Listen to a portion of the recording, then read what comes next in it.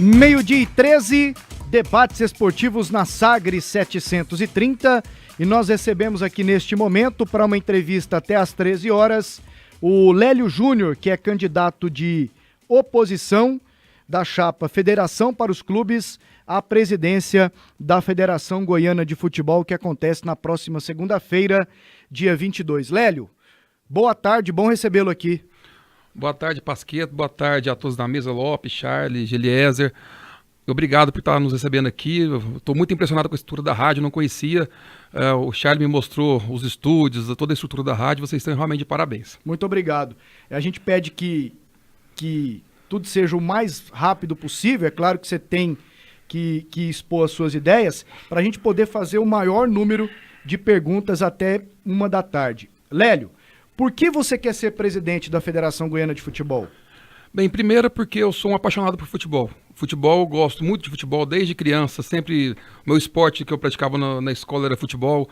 Meu pai foi dirigente do Vila das categorias de base na década de 70, início da década de 80, e é uma paixão minha de criança. Então, e até hoje, gosto muito de ir a estádio de futebol, não só nos jogos do Vila Nova, que é o time que eu torço, mas em outros jogos. O pessoal muito me vê, vem cá, uns me chamam de melancia, você tá aqui no jogo do Goiás, mas você é vilanovense, então eu gosto sempre disso. Então, acho que você ter a oportunidade de dirigir a entidade que controla o esporte no seu estado, eu acho que é um sonho para qualquer apaixonado pelo esporte, né? Então, quando surgiu essa oportunidade o pessoal buscou meu nome para poder ser essa pessoa, eu aceitei de imediato, sem pensar duas vezes, e estamos aí nessa batalha árdua em busca do voto. Qual a sua experiência na gestão do futebol?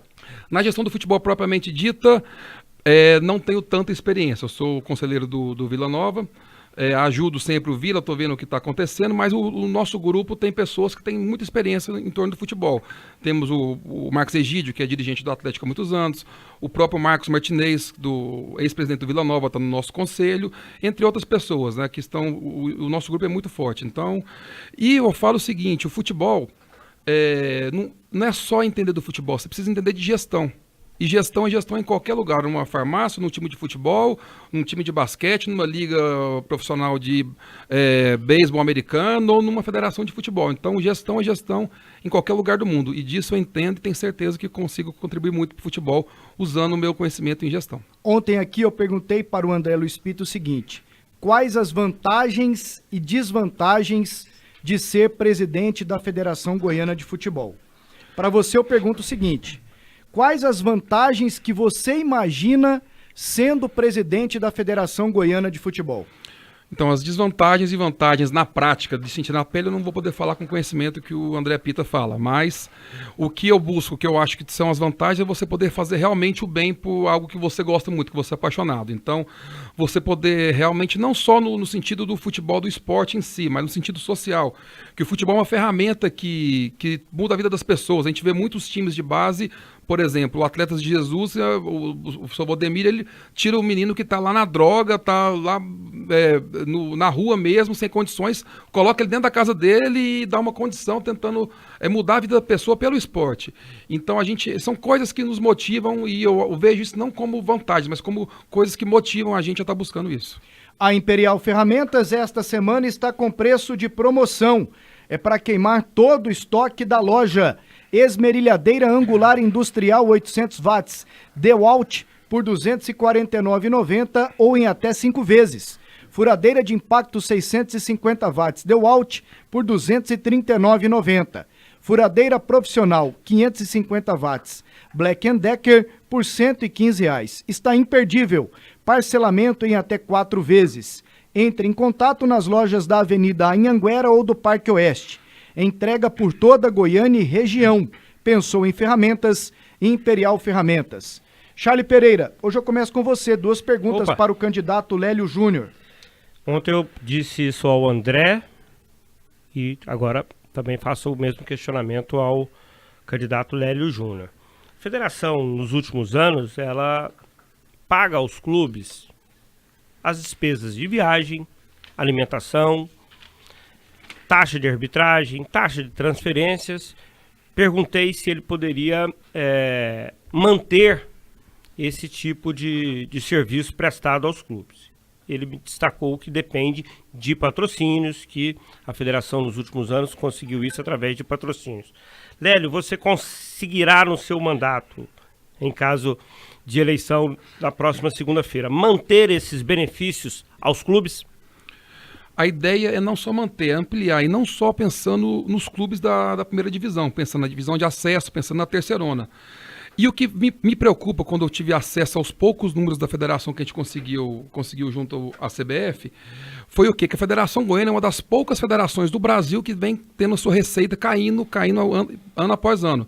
Você pegar a Federação Goiana, por exemplo, ela, em 2014 ela teve 5 milhões e meio de receita, em 2015 só 4 milhões, em 2016 3 milhões e ano passado pouco menos de 3 milhões, então vem caindo. E você pegar na contramão da Federação Goiana, por exemplo, outras federações que vêm crescendo, que o futebol no estado é teoricamente menor que o nosso. Eu dou um exemplo de Alagoas, por exemplo, que a federação cresceu só no último ano 44% da receita dela. Santa Catarina, que tem de receita da federação mais de 50% a mais que a Federação Goiana. Então, assim, quase o dobro. A Santa Catarina cresceu de um ano para o outro em torno de 30%, que também é na média que as federações vêm crescendo na receita, e a Federação Goiana estacionou. Então, a gente precisa realmente buscar junto a essas federações que têm tido esse sucesso e trazer isso para Goiás, porque a gente vê que a economia goiana ela cresce num ritmo um pouco diferente da economia do restante do Brasil. E no futebol vem sendo diferente. Então, o futebol ele é muito atrelado à economia. Se a economia está bem, a receita cresce. Se a economia está mal, a receita cai, porque são as empresas que trazem os recursos. Então, mais a gente está vendo que a Federação Goiana está na contramão do Brasil. Lélio, Serra Dourada, principal palco do futebol goiano, né? Hoje é um estádio, né, que vive aí um atraso em relação às principais praças esportivas do Brasil, né? Tivemos 12 estádios de Copa, todos esses estádios são melhores do que o Serra Dourada. Nós temos também a Arena do Grêmio, a Arena construída pelo Palmeiras, né? Existem outras praças esportivas que estão à frente do Serra Dourada, que foi um dos principais estádios da década de 70, 80 e parte da década de 90. Não é uma obrigação da federação reformar o Serra Dourada. Mas é claro, termos um estádio à altura de outros grandes palcos do Brasil seria muito importante para o futebol goiano. Você, na conversa com os clubes, principalmente os clubes aqui da capital, esse tema como é avaliado aí pela sua chapa? Então, quando a gente vê essa questão do Serra Dourada, a gente coloca uma coisa em xeque. Todo mundo fala que o candidato de oposição, André, ele tem uma força muito grande da CBF. Mas não sei que força é essa que perdeu a sede do Centro-Oeste para o Mato Grosso, que o futebol lá a gente sabe que não tem expressão nenhuma. Então, a Copa não ter vindo para Goiás foi muito ruim, porque a gente não teve a modernização do Serra Dourada com os recursos que vieram para modernizar essas arenas, né? Então, essa é uma questão muito delicada, porque a federação não tem gestão sobre isso, mas a federação pode buscar parcerias com o próprio governo do estado para buscar empresas que querem fazer uma PPP, por exemplo, uma parceria público-privada para poder administrar o Serra Dourada e empreender em volta dele, que é uma área muito nobre. É uma área que tem uma viabilidade comercial muito grande, então precisa pensar o Serra Dourada um pouco mais que um estádio, precisa pensar ele como um empreendimento em geral, para poder realmente trazer viabilidade para o estádio. Então a gente precisa realmente buscar parcerias com empresas interessadas e, junto com essas empresas, procurar o governo do estado para tentar construir uma solução legal que possa realmente resolver esse problema. Agora, 12:22. Quer sua empresa cada vez mais jovem? Contrate um aprendiz. O aprendiz é nativo digital, que traz renovação e inovação para as rotinas da sua empresa. Contrate com a Renapse, atuante em programas de inclusão social de adolescentes e jovens em Goiás e em todo o país há mais de 25 anos. Renapse, integrante da Rede Pro Aprendiz. Agende uma visita, 3219-4700, renapse.org.br. José Carlos Lopes, as suas duas perguntas para o candidato Lélio Júnior. Então vamos lá.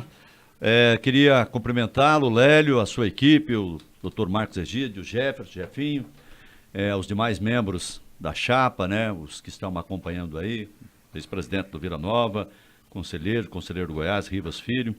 Enfim, a todos vocês e parabenizar pelo trabalho de marketing, foi muito bem feito, da comunicação ao marketing, trabalho muito bem feito. E se Obrigado. Você quiser acompanhar comigo, eu estou com o seu caderno de propostas, ela está na página 11, vai até a página 13, da letra A até a letra S, quase que o alfabeto inteiro. E eu vejo aqui algumas propostas e queria fazer a pergunta em cima delas. A letra F, por exemplo, fazer ao menos um torneio antes da abertura da competição oficial. Hoje a CBF e a lei fala que você tem que fazer a pré-temporada, então você tem um período de pré-temporada. Eu não vejo aqui possibilidade de execução de um campeonato desse, mas você pode explicar. Você fala também em evitar concorrência entre jogos do Campeonato Goiano e da Copa do Brasil. A tabela do Campeonato Goiano sai primeiro do que a tabela da Copa do Brasil. Em regra é assim, garantir que todos os clubes possam jogar ao longo de toda a temporada. Essa está na letra K. Queria que você explicasse isso também. Desvincular os campeonatos estaduais das datas reduzidas. Hoje esse calendário está vinculado também com o calendário da CBF. Ela já passa isso para os estados. Então eu queria que você explicasse isso e garantir em todas as competições premiação em dinheiro. De onde você tiraria essa receita para premiar os clubes? E você fala também aqui em dar um calendário maior para as competições de base. Eu queria explicações em cima dessas propostas que estão nesse caderno aqui que vocês trazem. Sim, essa questão do calendário é uma questão muito polêmica que a gente tem que escutar todos os clubes. E o que está aqui, Lopes, a gente teve escutando os clubes em todo o estado. Isso é uma compilação de mais de 200 páginas de ideia que a gente escutou e pegamos a maioria delas e colocamos aqui. A questão do calendário, a gente tem que trabalhá-la com muita sabedoria. Porque você tem hoje Vila, Goiás e Atlético que querem um campeonato goiano, se possível, de uma semana. Não querem só chegar a jogar a final, por exemplo. Né? Mas você tem os clubes do interior que querem um campeonato goiano maior. Por exemplo, eu tive com um dirigente de um clube que me falou que é impossível você trazer atletas, fazer investimento, pagar transferência para poder jogar 1 mês e meio, 2 meses de campeonato. Mas se você alongar demais o campeonato sem viabilizar ele, sem ser uma competição que atrai investimentos, que atrai público aos estádios, que atrai investimento privado, você também vai estar criando um problema para os clubes. Que realmente os clubes não têm condição de manter, muitos clubes não têm condição de jogar muito mais tempo que isso.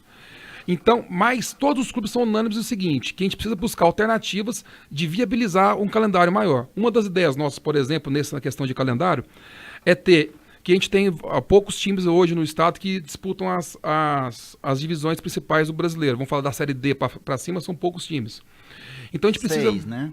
Exatamente. Então a gente tem, vamos falar, 20 times entre Série A e divisão de acesso, que 14 deles ficam sem calendário, que são times que têm, às vezes, uma boa condição na cidade de estar buscando isso.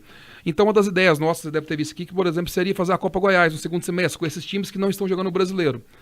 Podendo essa Copa Goiás, por exemplo, dar participação numa Copa Verde, que é uma Copa que tem recursos da CBF e que, ano passado, nas últimas edições, não teve nenhum representante do Estado por rixa política dentro da federação nossa com a pessoa do presidente nosso com a pessoa que administra a Copa Verde. Então, são coisas que não pode ter na federação. A gente precisa realmente buscar. É um trabalho árduo, complicado, porque não basta querer mudar o calendário e colocar todo mundo para jogar o ano todo. Precisa realmente passar por uma questão de viabilização comercial e de trazer recursos para que isso aconteça. Então a gente vai fazer um trabalho árduo, a gente vai entrar para dentro da federação, a gente sabe que a federação tem muitos recursos que ela perdeu nos últimos anos, que a gente pode buscar isso de volta para poder viabilizar isso.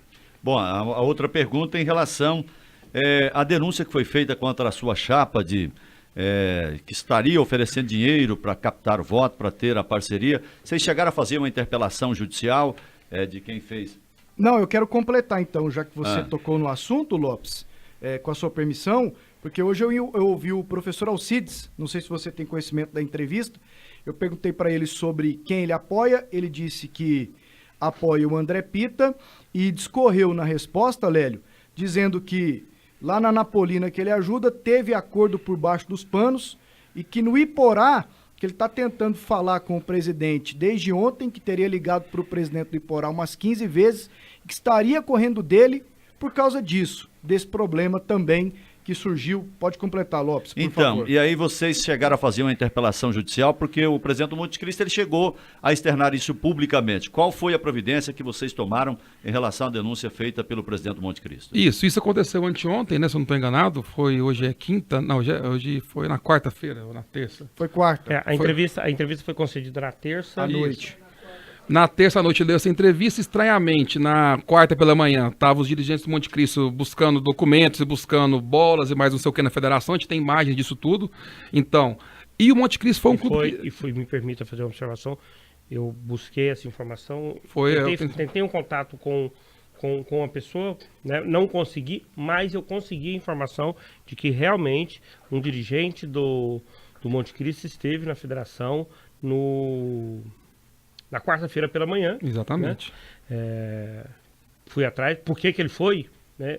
E aí houve uma coincidência em relação ao horário da entrevista. A explicação foi que ele foi levar documentos em relação à participação do Monte Cristo na terceira divisão. Isso, a gente tem mais, ele sai de lá com algumas bolas e etc. Então, assim, a gente está preparando todo um processo, os nossos advogados vão tentando, agora o foco nosso é na campanha, então, mas passando agora a votação do dia 22, a gente vai tentando com processos na justiça, realmente para poder, que isso é uma prática que a gente não concorda. O Monte Cristo, a gente tentou contato com ele através do Marcos Egídio, que é nosso vice, ele não quis nem nos receber, falou que estava muito fechado com o André Pita, que não iria nem nos receber, não queria nem escutar nossas propostas, então não tivemos nem contato com ele.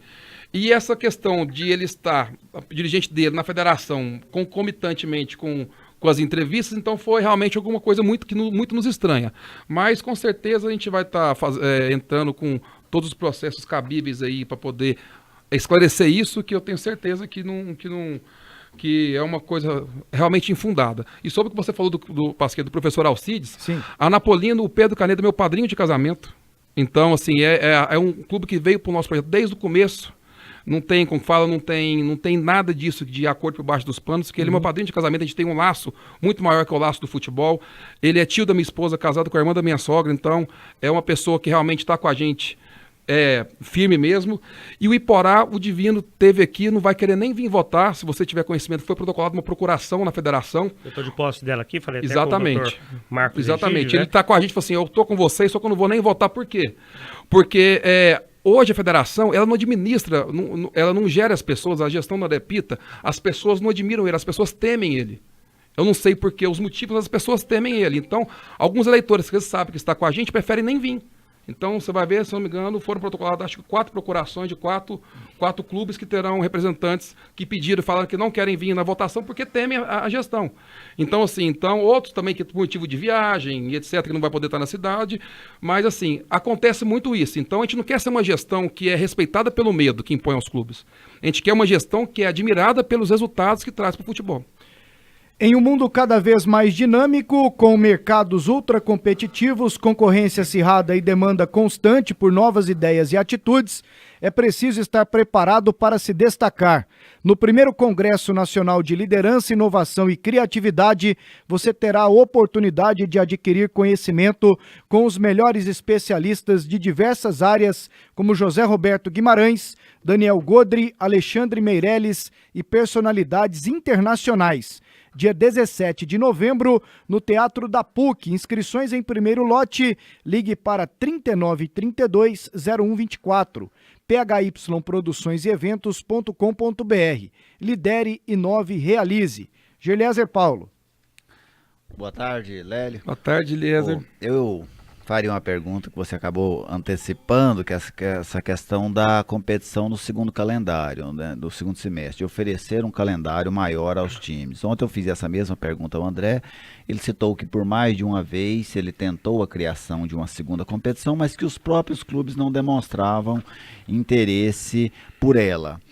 Como que você pensa em... O que você sentiu dos clubes? Primeiramente, eu gostaria de saber se você sentiu dos clubes o interesse nisso, como que isso poderia ser viabilizado e essa competição, por exemplo, também não poderia, como acontece, por exemplo, na Copa RS, né, que já trocou de nome umas 2 ou 3 vezes lá no Rio Grande do Sul, lá todos os clubes filiados da federação podem disputar a Copa RS, independente da divisão em que os clubes estejam. Quais clubes para você poderiam disputar essa competição e como que você poderia viabilizar isso e também qual o interesse que você sentiu com os clubes que você teve contato até o momento? Então, os clubes realmente querem ter mais calendário no estado. O calendário é um problema crônico do futebol goiano hoje. E assim, os clubes falam, porque uma das coisas que a gente fala bastante, que o André, me desculpe, mas o André não escuta os clubes. Eu escutei dirigente de clube que teve na sede da federação, falou assim, eu queria conhecer o André, queria pegar na mão dele, ele nem me recebeu, fiquei lá por 2 horas, ele não me recebeu. Escutei isso de dirigente de clube. Outros dirigentes de clubes do interior, principalmente, falam assim, o André nunca esteve aqui com a gente, agora que é época de eleição, ele quer buscar nosso voto e nem veio aqui nos visitar, mandou o Ronei. Então, assim, isso acontece muito. Então, o André realmente não escuta os clubes da forma que a gente tem escutado. Então, os clubes têm reclamado bastante. Essa questão dessas competições, a gente tem que buscar, primeiro, viabilidade comercial para elas. E a gente pode transformar, por exemplo, os clubes que disputam o brasileiro podem colocar times de categorias sub-19, sub-17, criar uma forma de viabilizar não só a competição, mas uma forma de uma limitação de idade nessas competições específicas, e não no Campeonato Goiano, como acontece às vezes, por exemplo. Então a gente precisa realmente repensar isso tudo. É um trabalho árduo que você mexer as opiniões que são convergentes na busca de um calendário maior. Mas o formato disso, as opiniões são muito divergentes. Então a gente vai ter que ter uma habilidade muito grande de conversar e achar realmente um caminho único para isso. A minha segunda pergunta, Lélio, é em cima da questão que você chegou a pontuar agora, da idade. Né? Hoje, os campeonatos goianos, eles acabam não sendo um campeonato goiano adulto, porque todos eles têm algumas restrições. Na primeira divisão, você precisa usar 4 jogadores com até 23 anos. Depois, a segunda divisão, você precisa usar 7. E na última, são apenas 6, né, Wendel, se eu não me engano? Isso. Apenas 6 jogadores acima dessa idade que pode jogar. O que você pensa deste método? Você, caso eleito, vai continuar mantendo esse limite de idade? Não, eu penso o seguinte, no Campeonato Goiano principalmente, a gente precisa deixar ele mais aberto com relação à idade. Isso é minha opinião pessoal, preciso compartilhar isso com os clubes. É um tema que eu nunca tratei com eles. Por que minha opinião pessoal? Para você trazer um público no estádio do interior, por exemplo, é normal, às vezes, um clube do interior, o Tubiara fez muito, contratou medalhões do futebol, que tem grandes nomes, que consegue trazer com salário barato, mas que tem uma idade já avançada. E esse tipo de atleta traz o público para o estádio. Traz atrativo, traz viabilidade comercial para a campanha. O Túlio, que fez na Canedense, no próprio Vila, no final da carreira. Então, assim, são jogadores que eles engrandecem o campeonato. Apesar da idade estar mais do meio para o fim da carreira. Mas são jogadores que engrandecem o campeonato. Então, acho que essa questão da idade, principalmente no Campeonato Goiano, a gente precisa repensar isso para poder trazer bons nomes para o Campeonato Goiano, para a gente poder valorizar mais os jogos, os times e melhorar a visibilidade do campeonato, porque é muito melhor o campeonato, por exemplo, uma grande rede de TV pode muito bem vai transmitir se um jogador que ninguém conhece faz um gol, aparece de uma forma. Se um Túlio, por exemplo, faz um gol, dando exemplo da época, é uma outra visibilidade. Então isso engrandece o campeonato. Então a gente precisa realmente buscar formas de liberar isso para os times poderem trazer grandes atrativos de jogadores para o campeonato. Está conosco hoje o Lélio Júnior, um dos candidatos à presidência da Federação Goiana de Futebol. Lélio, ontem o outro candidato, André Luiz Pita, esteve aqui acompanhado de muitos presidentes. E a maioria dos que aqui estava com ele, com peso 2 no voto. Qual a conta que você faz nesse momento? Alguém que estava com o André que ontem está com você? 3. 3? Quais 3? Não tem como falar, né, Thiago? É o meu papel, eu tenho que perguntar. Mas esses 3 somam quantos votos? Somam 6. Qual a conta que você faz nesse momento? Porque quando eu o entrevistei semana passada, você disse que surpreenderia na votação. Você está, então, convicto de que vai dar, pela conta que vocês estão fazendo? Exatamente. A gente está bem convicto que vai dar. A gente deve chegar, com no mínimo, na nossa conta, com no mínimo 45 votos, dos 74. Contando já os pesos. Isso, estou falando em votos, não em clubes, né? Lembrando que são 54 agremiações com direito a voto. Primeira e segunda divisão, peso 2, os demais, peso 1. Exatamente. Do universo de 74, 20 clubes não estão aptos a votar. E se você contar os votos dos clubes que apoiaram o André ontem, ele não vai ser eleito só com aqueles votos, né? No evento dele. Então, só você fazer conta. Lélio, e uma outra questão, posso perguntar, né, Wendel? Pode. Especificamente para as categorias de base, né? A Federação Goiana também é responsável pelos campeonatos de categoria de base. O que você pensa especificamente para esse setor? Nas categorias de base, uma coisa que eu acho que tem que mudar é a gente tem uma restrição disso nos brasileiros, mas no Campeonato Goiano quem manda é a Federação Goiana, que são as preliminares. Antes de você pensar na base, você precisa pensar em rejuvenescer a torcida e trazer o jovem de volta para o futebol goiano. Hoje você pega um garoto de 10, 12 anos de idade, ele quer torcer pro Palmeiras, pro Corinthians, pro Flamengo, não quer torcer pro Goiás, pro Vila ou pro Atlético, ou pro Anápolis, pro Napolina, pros times daqui. Então a gente precisa voltar a despertar a paixão do futebol, da garotada no futebol goiano. E fazer coisas como que eu falei, a volta das preliminares, que pro garoto é um sonho, ele tá ali querendo jogar o futebol com uma torcida chegando no estádio. Mas aí você não compra briga com os times principais, porque é um período de chuva, você vai pegar aí exatamente o período mais forte do período chuvoso, e aí só você faz preliminar, você estraga o campo para a partida principal. Não, acaba que não estraga, que hoje você tá jogando, você não tem, vamos supor, o que tinha antigamente, que era a carga de jogos toda no Serra Dourada. Hoje, se você for falar em Campeonato Goiano, o Vila deve mandar os jogos provavelmente no Oba, o Goiás está ficando com a arena dele quase que pronta, e o Atlético com o campo dele. Então a gente não vai ter uma sobrecarga de ter 3 times da capital jogando no mesmo estádio. Então, essa questão de gramado, eu acho que no passado poderia ser uma preocupação, quando poderia ter sido a desculpa, né, entre aspas, que tirou os jogos, as preliminares do Campeonato Goiano, mas hoje já não vejo com tanto risco assim. E tem que valorizar a base do futebol de formação.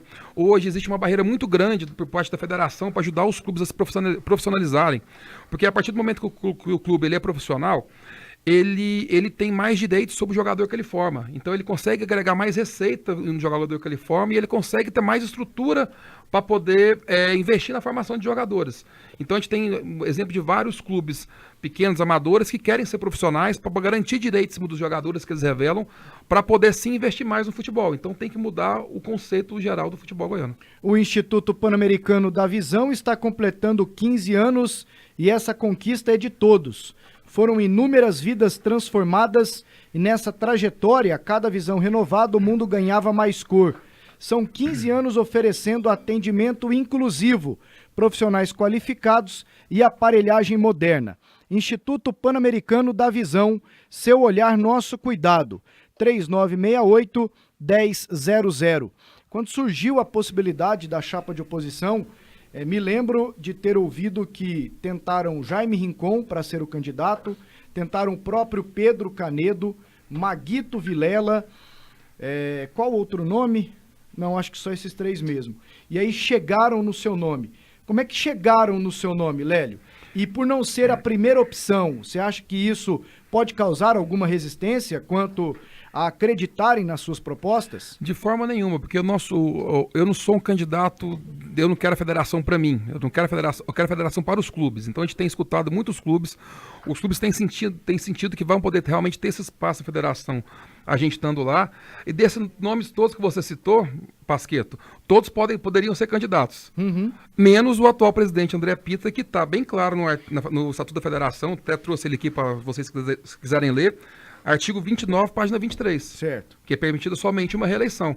E eu vi que ele disse ontem aqui que ele mudou adequou, em 2015. Ele mudou por vontade dele. Não mudou por vontade dele, ele mudou para adequar a Lei Pelé e a Lei do Profut. Que a federação tem 3 milhões de reais de dívida então financiada no Profut. Ele está inelegível? Na nossa visão, ele não pode ser candidato. Tá aqui, está muito claro no Estatuto da Federação. Mas por que a comissão aceitou a candidatura dele? Aí nós queremos entender. A gente vai questionar a comissão eleitoral com relação a isso, por que ele está sendo candidato. Vou fazer uma pergunta muito do linguajar do futebol. Do advogado do Fluminense, né? Quem é Fluminense sofreu muito com isso. Tem tapetão em caso de derrota? Não é tapetão em caso de derrota. Primeiro a gente quer o seguinte, que a lei seja respeitada. A gente não vai aceitar, não vou aceitar a gente atropelar a lei, nem vamos aceitar o outro lado também atropelar a lei. Quais são os parágrafos da lei aí, Lélio? Você poderia ler pra gente? Artigo 29 da página 23 do Estatuto da Federação. Posso ver? Pode. Se você quiser ler aqui, é esse aqui. Porque é um fato novo, eu não sabia. Porque muito claro no Estatuto da Federação. Foi questionada a comissão? Ainda não, a gente tem um prazo de questionamento até o final do dia de hoje. Artigo 29, da Presidência, seção 2. O Lopes é advogado. Ô Lopes, olha aqui que petulância minha, você é advogado aqui e bom para ler essa demanda. Então vamos lá, artigo 29, é para ler o parágrafo ou o caput do artigo? O caput ele é bem... A presidência da federação compor-se-á do presidente de 2 vice-presidentes eleitos pela Assembleia Geral na forma do artigo 6º, item 2, letra A, que terão mandato de 4 anos coincidentes com o ano civil, sendo permitida apenas uma recondução pelo mesmo período, reeleição. Tá muito claro, ele tá indo para a terceira mandato, para a terceira disputa, né? Isso é o estatuto da federação.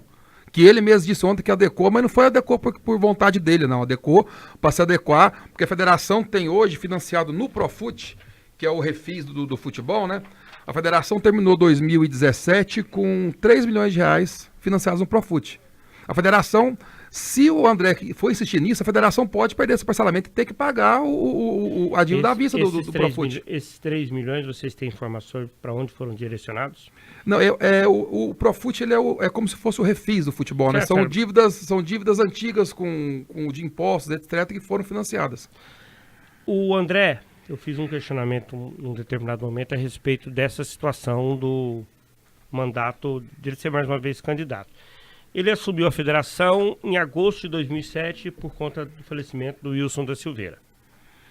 Completou o mandato do Wilson e aí houve uma prorrogação, se não me engano. Teve primeiro uma reeleição, depois uma prorrogação. Houve, então, uma primeira reeleição, depois uma prorrogação.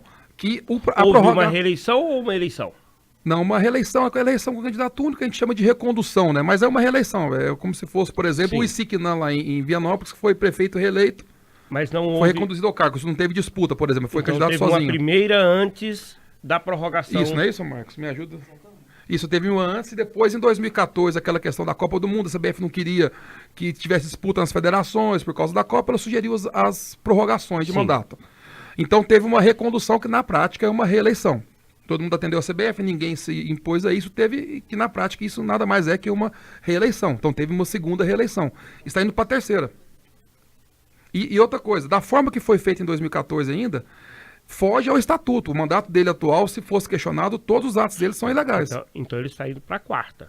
Quarto mandato, terceira reeleição, não é isso? Porque houve, como você destacou, termina o mandato Wilson. Isso, ele está indo para o quarto mandato, para a terceira reeleição, porque você tem algum mandato... Mas depois que fez essa modificação, que fez essa adequação, ele teve uma reeleição antes de ter essa mudança. Isso, porque ela foi feita para adequar a legislação do Profut da Lei Pelé. E na legislação fala que a reeleição inclui nos mandatos pretéritos.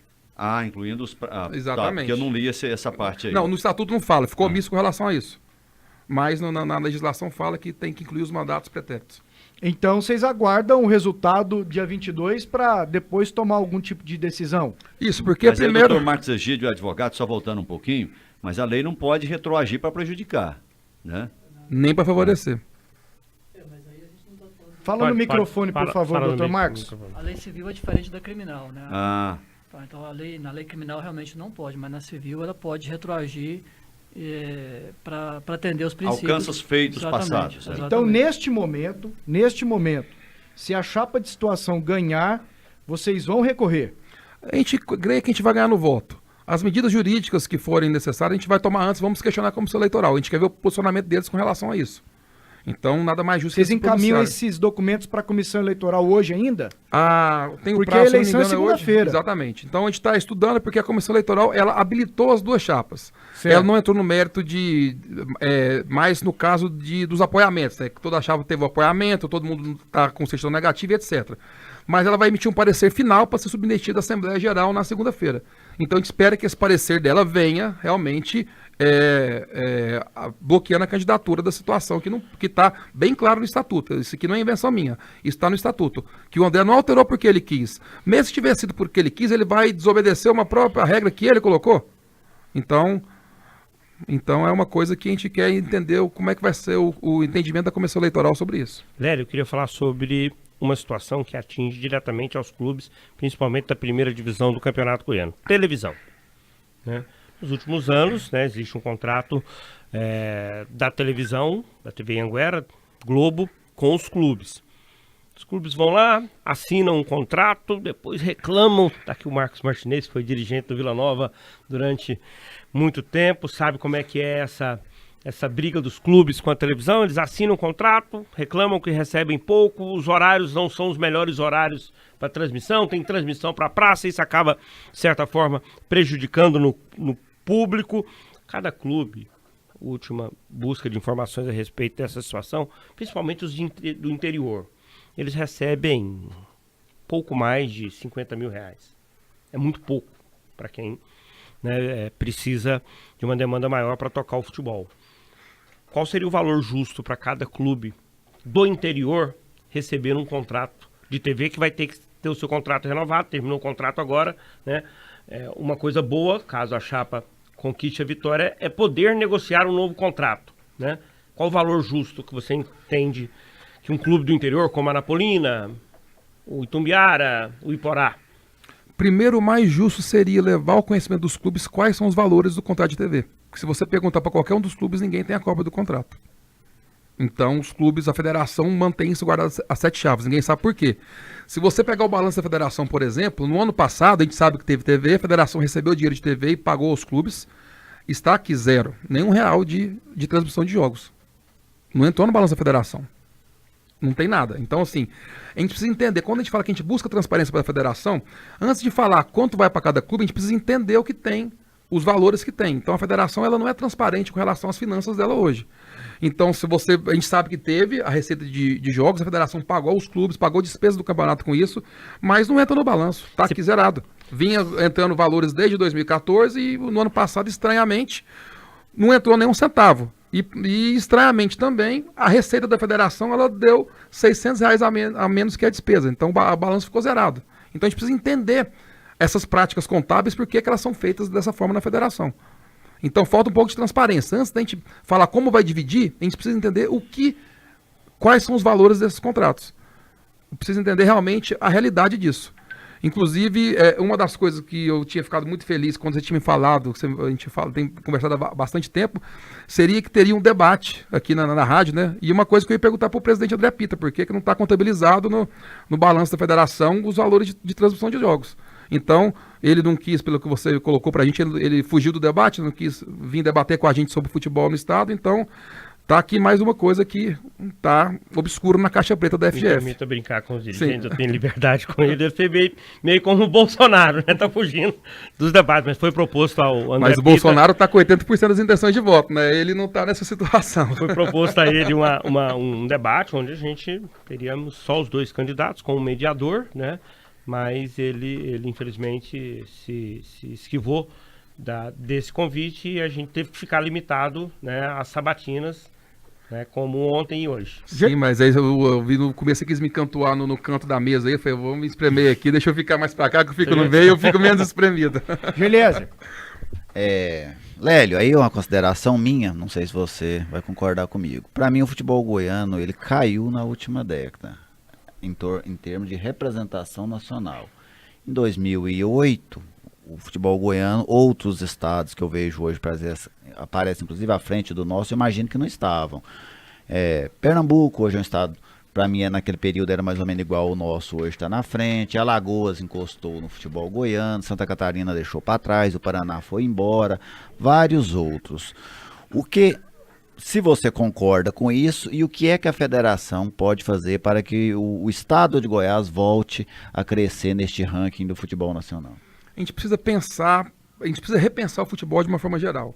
O futebol é um espetáculo, então quando eu falo que às vezes a gente tem muitas ações que a gente vai fazer, que você pode ver muita coisa que a gente deseja fazer do que está no nosso projeto, não só o que está no projeto, outras coisas fora do projeto também, são coisas que às vezes não precisam de recursos financeiros, precisam de atitude. E a federação está muito inerte. Você pegar, por exemplo, o estado do Sergipe, que o futebol lá, acho que não tem representante nem na Série A nem na Série B, né? A federação de lá arrecada assim, quase 50% a mais que a federação goiana. E teve um aumento de 3% da receita do ano passado para esse ano. É um estado que não tem futebol nem na Série A nem na Série B. É um estado em economia menor que o estado de Goiás. Assim, outros estados. Tudo bem, a gente tem exemplos como o Paraná, que a federação lá é o dobro da federação goiana. Mas tem um histórico, tem uma economia maior, tem um histórico maior. Então, outros estados como o Ceará, a federação de lá tem crescido em proporções maiores que a federação goiana. O próprio Mato Grosso, que muita gente fala, né? Goiás vai virar um Mato Grosso, o futebol de Goiás vai virar o futebol do Mato Grosso. É uma federação que está quase encostando a federação goiana em arrecadação. E tem crescido na taxa de 5% ao ano a arrecadação dela, diferente do que acontece em Goiás. Então a gente precisa pensar em gestão. Gestão para poder fazer o futebol um esporte caro. Sem recurso a gente não consegue fazer muita coisa. Mas a gente pegando o recurso da federação e deixando ele dentro da federação para investir nos clubes, eu tenho certeza que a gente vai conseguir fazer muita coisa pelo futebol. Lopes, a última, para a gente ir embora, 12h58 já. Tá bom, eu gosto de pegar, eu elogio mais uma vez esse trabalho que foi feito aqui, do marketing, da comunicação, e aqui tem, na página 13, presidente, a regionalização da Federação Goiana de Futebol. Como é que vai ser isso? O que vocês pensam em relação a regionalizar? Isso é um projeto muito importante nosso que você, por exemplo, você pega hoje, às vezes, o Mineiro, você precisa registrar um jogador. Ele tem que sair 420 quilômetros de Goiânia. De lá aqui. Tem que vir sair de lá, vir trazendo a federação, toda a documentação da entrada, às vezes um jogador que ele conseguiu regularizar os documentos de última hora, tem que rodar isso tudo para chegar em Goiânia, em cima da hora, para registrar e etc. O que é a ideia nossa?